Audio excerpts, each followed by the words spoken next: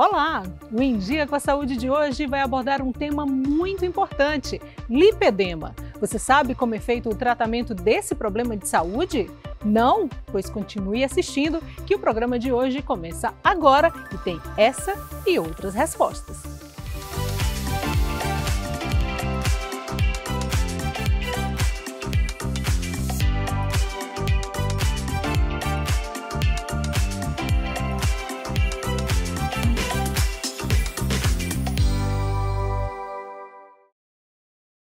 Dor, desconforto, inchaço. São alguns sintomas do lipedema, muitas vezes confundido com celulite e tratado de forma inadequada.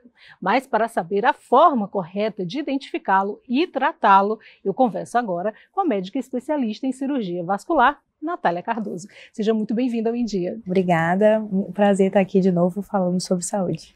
Doutora Natália, comecei falando que ele é muitas vezes confundido com a celulite. Por quê? Porque o lipedema, conforme ele vai evoluindo, ele causa essas diferenças na pele, essas retrações, essas nodulações que são muito semelhantes ao lipedema, mas é uma doença muito semelhante à celulite, mas é uma doença completamente diferente. Não é possível ter celulite, ela ir agravando e virar um lipedema? Não, são duas entidades completamente diferentes. O lipedema, ele é um acúmulo patológico de gordura, doloroso, então ele está muito associado com a dor, ele também dá alterações no tecido conectivo, aquela dificuldade de ganhar massa magra, o que às vezes não está relacionado com a celulite. A celulite é considerada doença? O lipedema é considerado doença também? O lipedema é uma doença, né? Ele virou uma doença há 3 anos atrás, que ele ganhou, né, um código no CID-10, né, uma identificação como doença, e a celulite não é considerada uma doença. Na edição anterior do Big Brother Brasil, a modelo Yasmin Brunet falou que tem lipedema, né? Foi muito questionado, né? Por que a mudança do corpo dela foi acontecendo, até mesmo durante o programa. Essa visibilidade trazida pelo Big Brother Brasil acabou gerando muita discussão em torno do tema. Isso tem chegado também aos consultórios? Ou seja, as pessoas estão indo realmente depois do programa? Com certeza. Eu acho que assim, foi muito importante a visibilidade que a Yasmin trouxe, porque mostrou uma doença real, que ela era uma pessoa real, que pode acometer todo mundo, né? E mostrou essa visibilidade de como o estresse, o ambiente, a alimentação realmente pioram o quadro clínico do lipedema, porque ela estava ali submetida a um estresse contínuo, por conta do jogo, por conta da alimentação, né, uma alimentação muito ruim, não estava fazendo exercícios, e aí a gente foi vendo a piora e a manifestação do lipedema nas pernas dela. Essa evolução da doença, ela pode acontecer até mesmo durante 3 meses, né, porque o programa dura mais ou menos isso, ela acabou ficando menos do que isso.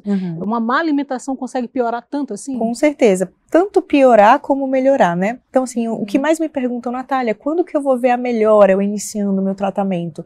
Em 30 dias a gente consegue ver o efeito. Então assim, são pacientes que precisam de um tratamento ao longo de toda a vida, é uma doença crônica. E eu falo assim, a partir do momento, a gente não consegue se blindar de estresse, de estar sempre dormindo bem, de estar sempre se alimentando. A vida é feita de momentos. Então naquele momento que você estiver submetido ao estresse maior, estiver se alimentando ruim, em 1, 2 semanas vai aparecer na sua perna, se você for portador de lipedema. Muitas vezes parece que foi um emagrecimento, mas foi uma ausência de inchaço mesmo no corpo? Porque vai inchando, né, e vai fazendo vai evoluindo a doença, vai fazendo aquelas alterações da pele. E quando você desinflama, você consegue regredir para um estágio mais inicial. Os homens também têm lipedema ou essa é uma doença que é exclusiva de nós mulheres? Ela é praticamente exclusiva. Existem alguns relatos na literatura de homens tendo lipedema, mas é raríssimo. Então, assim, é uma doença exclusivamente nossa, porque ela está diretamente ligada com hormônios femininos como o estrógeno. Ligada aos hormônios femininos, tem uma fase específica para ela surgir? Geralmente o lipedema ele vai surgir em picos hormonais, em grandes mudanças hormonais. Então nas mulheres após a puberdade ou então após gestações, em momentos que ocorreram grandes mudanças hormonais, como até mesmo a menopausa. Então esses são os 3 principais picos de surgimento, né, do lipedema. Nesse período da menopausa é mais difícil tratar ou sendo bem acompanhada, tanto faz ser na adolescência ou ser no período da menopausa? É um pouco mais difícil porque a gente tem todas aquelas outras mudanças hormonais acontecendo, né? Então, assim, são pacientes que já vão perdendo músculo, né? Justamente por essa mudança hormonal, mas que a gente consegue excelentes resultados, sim. Doutora, mas por que o músculo é tão importante? Ele ajuda na circulação? Com certeza. O músculo das nossas pernas, eu brinco que é o coração. É quem vai fazer o retorno venoso. O coração manda o sangue lá para o pé e quem é que traz de volta? São as paredes das veias e a contração da musculatura. Então, por isso que no lipedema é importante fazer um fortalecimento muscular do quadríceps, da panturrilha, para que melhore esses sintomas também. Essa dor ela é mais concentrada, esse cansaço ele é mais concentrado nas pernas, de fato? Porque o lipedema ele pode se localizar muito mais frequentemente na perna e cerca de 8% dos lipedemas podem se localizar nos braços, tá? Mas a dor, ela é muito característica. Então, o que é? Uma dor ao toque, uma dor a uma leve pressão. Então, assim, você fazer uma leve pressão na perna, a pessoa sente uma dor absurda, a pessoa não aguenta usar uma calça apertada. Tem pacientes que chegam aqui para mim e falam assim, não suporto que meu marido trisque na minha perna. Então, é uma doença que acaba com a qualidade de vida da paciente portadora de lipedema. Então, é uma dor que a gente chama que é desproporcional, que a gente fala assim, não tinha por que essa paciente ter tanta dor, ela não tem tantas varizes, ela não trabalhou tanto assim ao longo não do tem dia. isso, não faz muito sentido, mas é porque é uma gordura que dói, uma gordura dolorosa.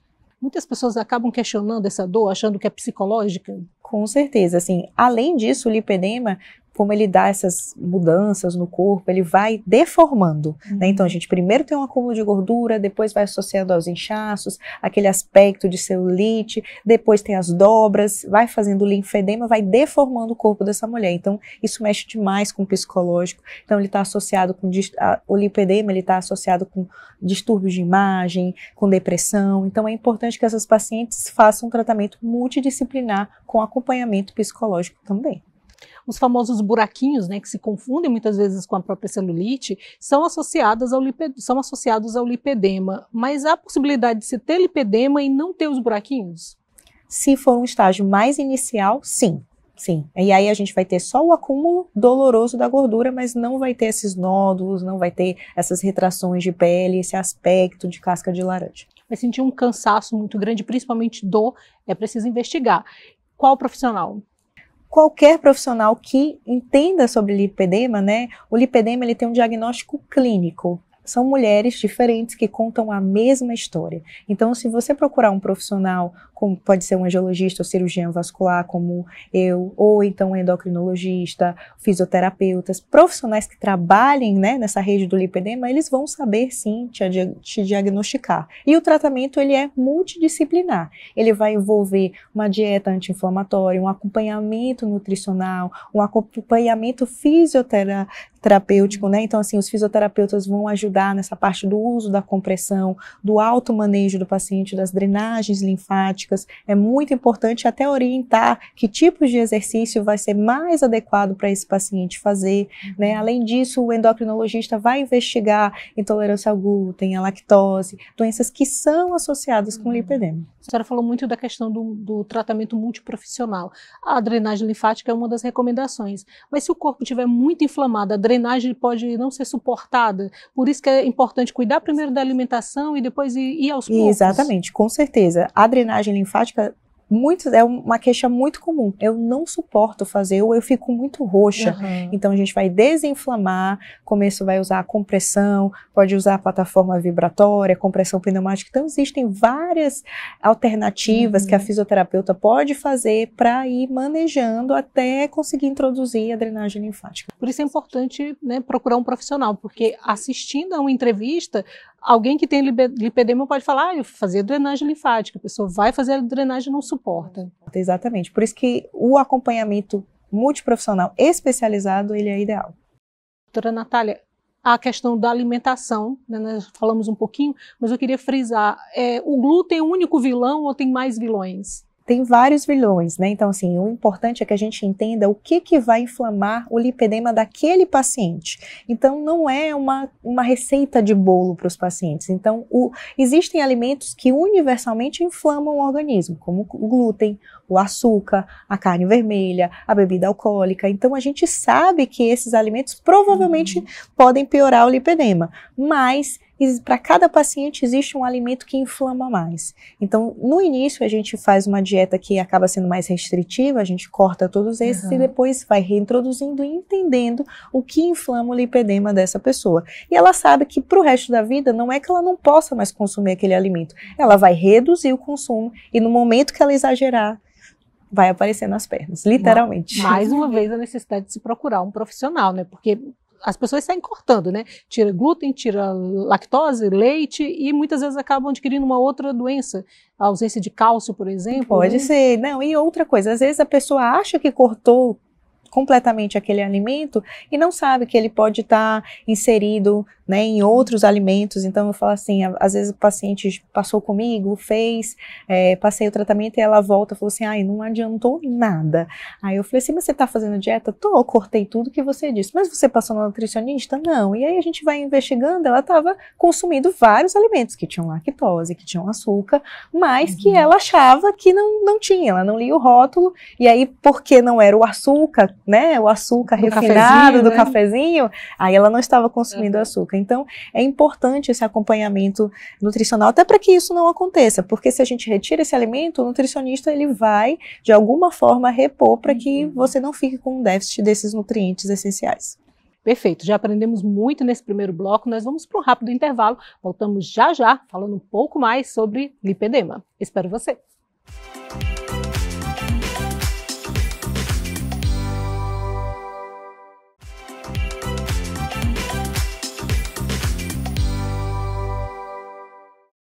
Voltamos do intervalo, eu continuo conversando com a doutora Natália Cardoso, falando sobre lipedema. Doutora, tem um exame que possa identificar ou a análise é clínica mesmo? O diagnóstico ele é eminentemente clínico, então, como eu falei, é bem característico a dor, a alteração, o acúmulo desproporcional de gordura nas pernas.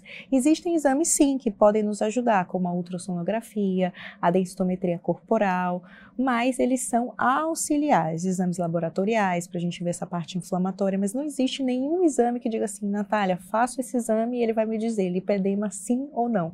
Eles são sugestivos, eles dão sugestivos ou não de lipedema. O diagnóstico ele é fechado mesmo com a clínica. Falamos muito sobre a questão dos sintomas, né? Mas tem tratamento? É uma questão, vou tratar e ficar livre do lipedema para o resto da vida? Infelizmente não. O lipedema ele é uma doença crônica, ou seja, ele tem uma evolução e não tem cura.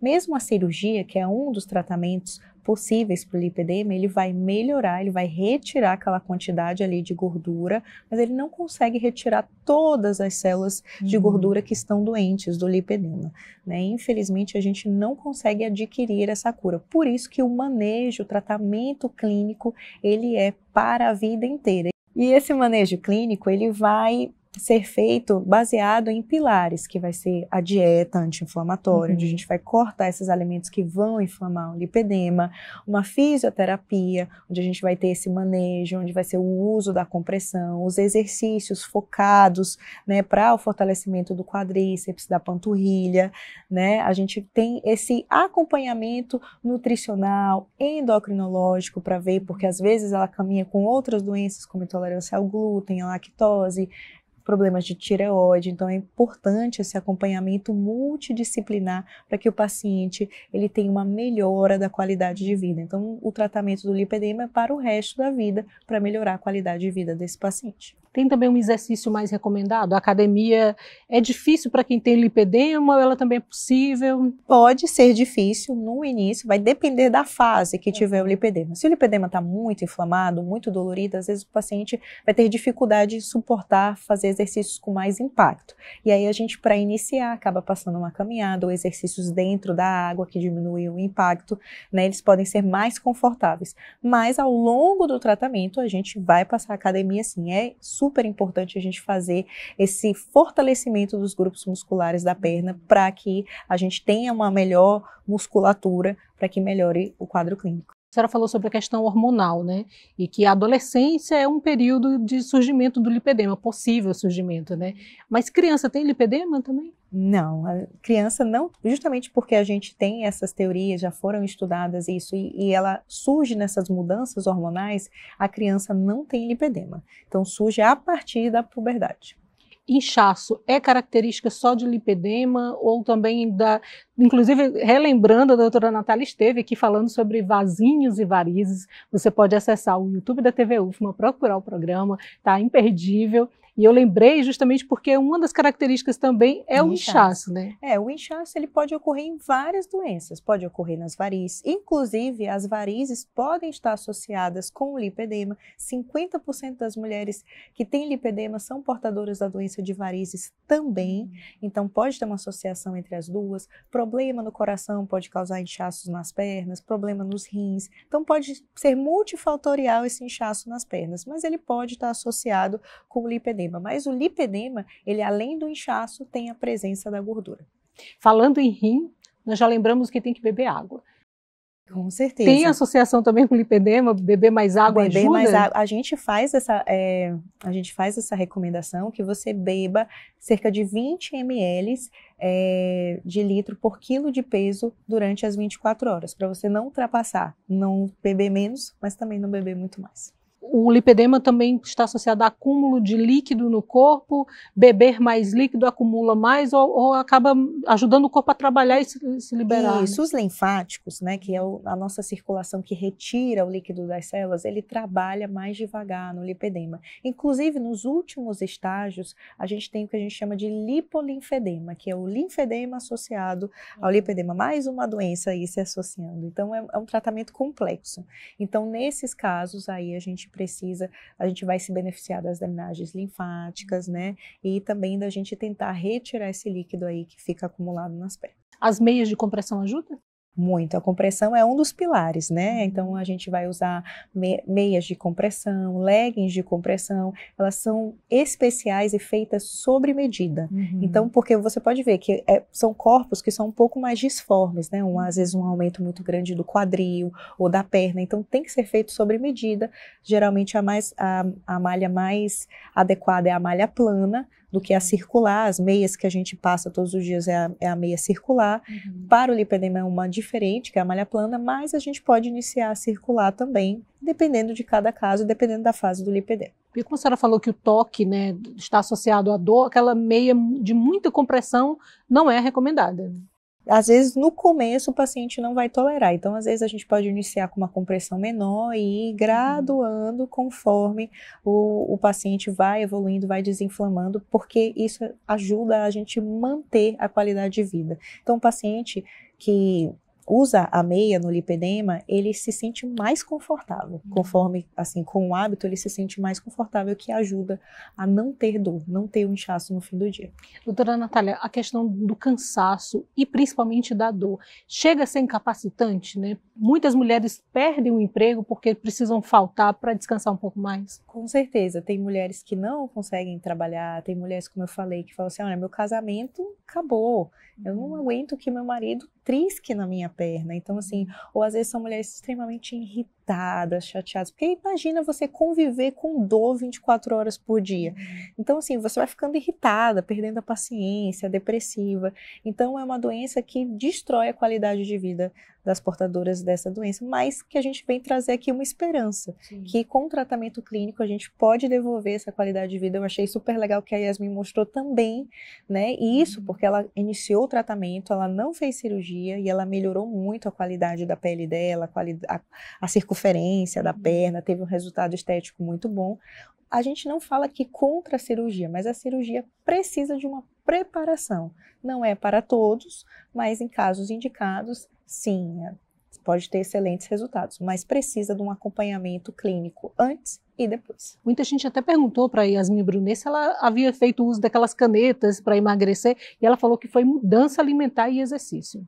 Muito legal. Eu tive pessoalmente uma paciente que teve essa mesma história, né? Ela acompanhava a lipedema, ela não era muito aderente, até o momento que ela teve um momento pessoal de mudança de chave, ela foi para a Índia, ela fez um retiro espiritual, e aí ela voltou vegetariana, fazendo exercícios, e a perna dela, o que a gente não tinha conseguido em anos com medicação, com aqueles, né?